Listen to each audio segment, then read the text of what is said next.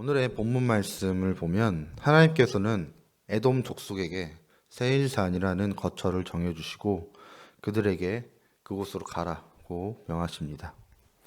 한 족속이 안정과 번영을 누리기 위해서는 무엇보다도 안전하게 살 수 있고 자신들이 살기에 부족함이 없는 기반이 될 수 있는 땅이 확보되어야 됩니다. 하나님께서는 그 거처를 마련해 주신 것입니다.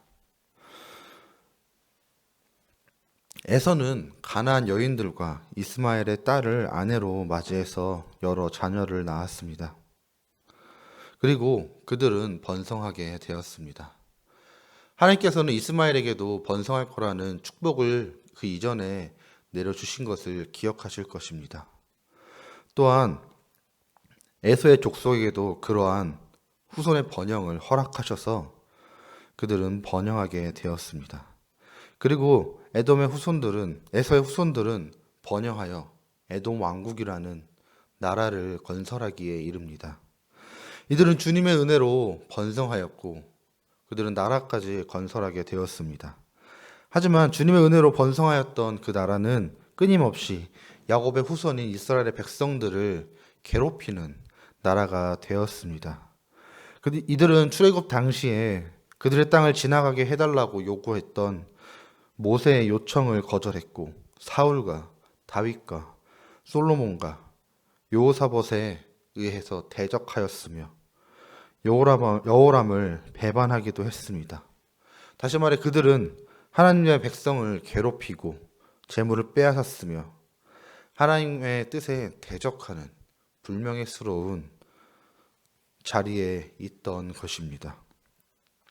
민수기 20장 14절에 보면 모세가 가데스에서 에돔 왕에게 사신을 보내며 이르되 라고 했던 구절이 있습니다. 이것으로 보아 야곱의 자손들이 노예 생활을 간신히 벗어나서 이제 약속의 땅으로 가려고 했던 그때에 이 후손들은 잘 먹고 잘 살고 있던 것을 우리는 알 수 있습니다. 축복을 받은 것은 야곱의 자손이었지만 세상적으로 앞서고 발전했던 것은 에서의 후손들이었습니다. 하지만 세상적인 번영 속도로는 우리가 하나님의 복을 가늠할 수가 없습니다. 왜냐하면 이 세상적인 복은 결국 무의미한 것이기 때문입니다. 36장에 나오는 에서의 족보는 에서와 그의 자손들 그리고 그들과 통혼한 호리 족속의 족보로 되어 있습니다. 원래 족보를 딱 만드는 것은 후손들에게 선대의 위대함과 그들의 업적을 전하고 너희들이 선대가 이런 사람이니까 이제 너희들은 자부심을 가져도 좋다. 그리고 너희들이 이 선대의 뜻을 따라서 잘 살아야 된다. 라는 의미로 족보를 만들곤 합니다. 그렇게 때로는 과대포장되기도 하고 더 크게 족보를 만들기도 합니다. 하지만 에서의 족보에서는 어떠한 기사는커녕 24절에 등장하는 아나의 온천을 발견했다라는 사건 외에는 그 어떤 특별한 업적이 전무합니다. 단지 이름들만 족보에 열거되어 있을 뿐입니다. 이것을 통해서 그들이 세상적인 축복은 받았으나 주님께 영적으로 축복을 받지 못한 자들임을 알고 있고 이들의 생활이 무의미한 것이었구나 라는 것을 우리는 알 수 있습니다.